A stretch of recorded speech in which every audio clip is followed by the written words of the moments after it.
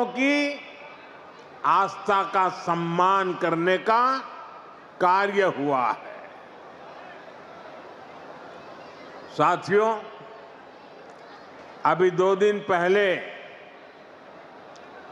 मैं कनाडा में G7 summit के लिए वहां था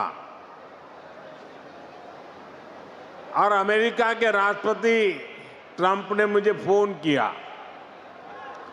उन्होंने कहा कि अब कनाडा तो आए ही हैं, तो वॉशिंगटन होकर के जाइए, साथ में खाना खाएंगे, बातें करेंगे।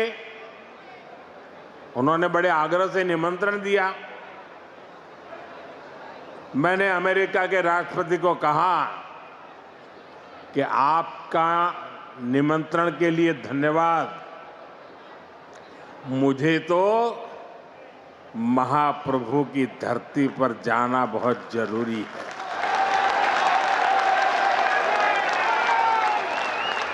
और इसलिए मैंने उनके निमंत्रण को नम्रतापूर्वक मना किया और आपका प्यार, महाप्रभु की भक्ति मुझे इस धरती पर खींच करके ले आई है।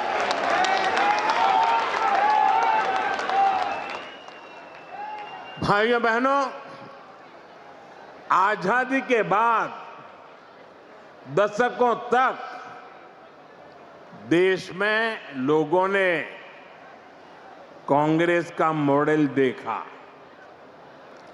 कांग्रेस के मॉडल में न सुशासन था और न ही लोगों का जीवन आसान था। विकास परियोजनाओं को अटकाना, लटकाना, भटकाना, घनघोर करप्शन, यही कांग्रेस के विकास मॉडल की पहचान थी। अब देश पिछले कुछ वर्षों से व्यापक तौर पर बीजेपी का विकास का मॉडल देख रहा है। बीते दशक में देश के कई राज्य ऐसे हैं जहां पहली बार भाजपा की सरकारें बनी है। इन राज्यों में सिर्फ सरकार नहीं बदली, बल्कि सामाजिक और आर्थिक परिवर्तन का भी नया दौर शुरू हुआ है। मैं आपको पूर्वी भारत के ही उदाहरण देकर के समझाना चाहता हूं। मैं एक उदाहरण देता हूं असम का। असम में 1 दशक पहले तक स्थितियां बहुत खराब थी। अस्थिरता, अलगाव, हिंसा, यही सब कुछ असम में नजर आता था।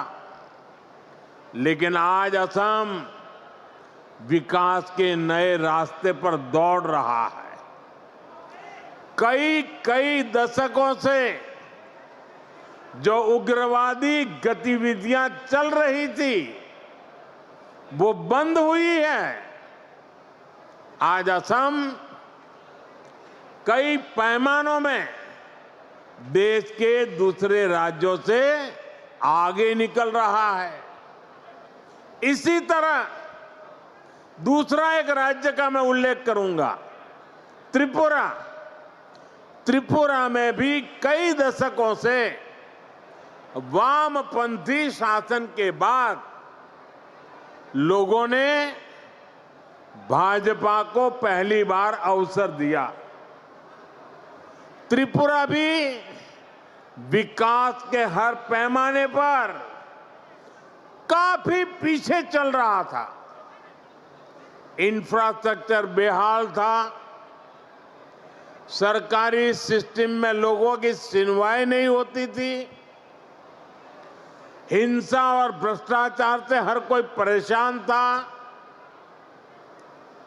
और जब से भाजपा को सेवा करने का अवसर मिला,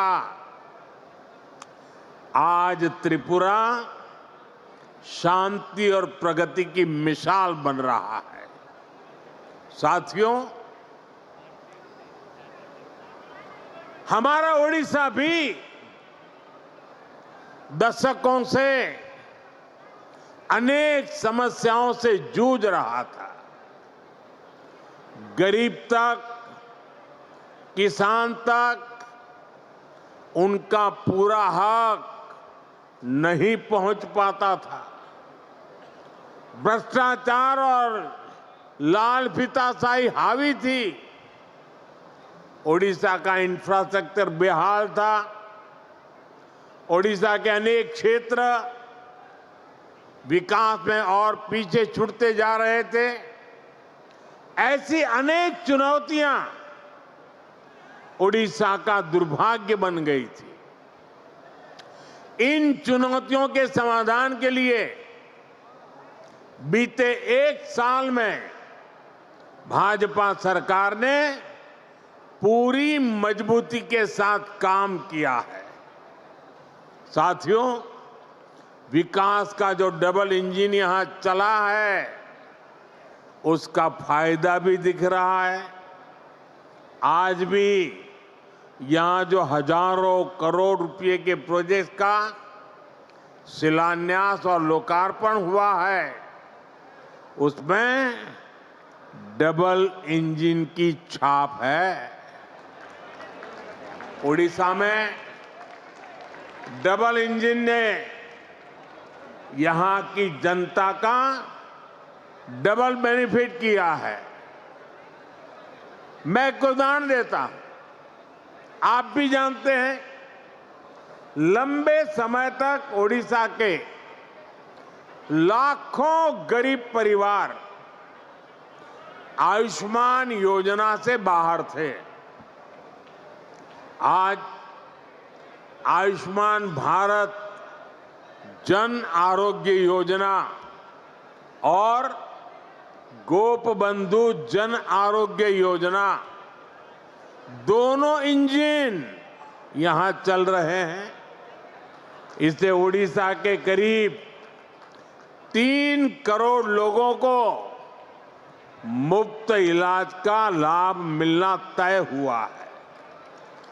और सिर्फ ओडिशा के अस्पतालों में ही नहीं, बल्कि अगर देश के दूसरे राज्यों में भी यहां से कोई काम करने गया है, तो वहां भी जरूरत पड़ने पर उसको मुफ्त इलाज मिलना शुरू हुआ है। मैं देख रहा हूं, मेरा जन्म गुजरात में हुआ और हमारे यहाँ सूरत में एक प्रकार से मैं कहूँगा कि आप 2 कदम चले और कोई न कोई उड़िया आदमी मिलेगा आपको। इतने उड़ीसा के लोग सूरत में रहते हैं। अब इस योजना का लाभ सूरत में रहने वाले मेरे उड़ीसा के भाई बहनों को भी मिलेगा। अभी तक उड़ीसा के जिन 2 लाख लोगों का इलाज इस योजना के तहत हुआ है, उसमें अनेकों लोगों ने देश के 1 दर्जन से ज्यादा राज्यों में मुफ्त इलाज पाया है। 1 साल पहले तक इतने सारे साथियों को मुफ्त इलाज की ऐसी सुविधा संभव ही नहीं थी। इस डबल इंजन के साथ सोने पर सुहागा वाली बात भी हुई है। यहां ओडिशा में